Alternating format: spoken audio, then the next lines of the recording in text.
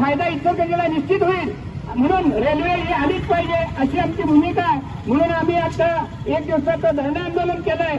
इचलकरंजीच्या 4 लाख लोकांनी याबाबत पाठिंबा दिलेला आहे. आम्हाला वेळोवेळी आम्हाला पत्र लिहायला मदत केली आहे, जन आंदोलन केलं त्यावेळी मागत, आणि इथे प्रश्न जिवंत आहे आणि त्याला रेल्वे लाईन मंजूर झाली 2017 साली आणि अजूनही ते काम अपूर्ण आहे.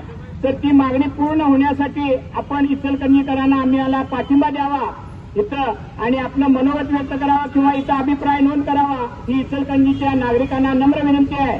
2017 साली रेल्वे मंत्री सुरेश प्रभूंनी ही लाईन मंजूर करून दिली आहे. इचलकरंजीचं भाग्य आहे की इचलकरंजीची लाईन मंजूर आहे.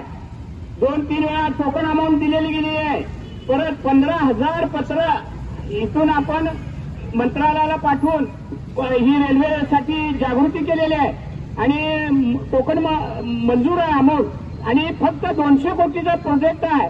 हा फार लहान प्रोजेक्ट आहे, फार मोठी काही गोष्ट नाही. 8 किलोमीटर मार्ग आहे, कुठल्याही दऱ्या खोऱ्या नद्या मध्ये येत नाही, फार कमी खर्चाचा प्रोजेक्ट आहे आणि ते होणं गरजेचं आहे. इचलकरंजी हे मँचेस्टर शहर आहे, याला जर जोडलं गेलं हे रेल्वे नकाशावर आलं तर हे कितीतरी पट्टीने 10 पट्टीने हे पुढे जाईल. आमची इच्छा आहे की हे व्हायला पाहिजे आणि इथं गाव पुढे जायला पाहिजे. जेवढं दळणवळणाचं साधन इथं वाढेल तेवढा फायदा या गावाला होणार आहे.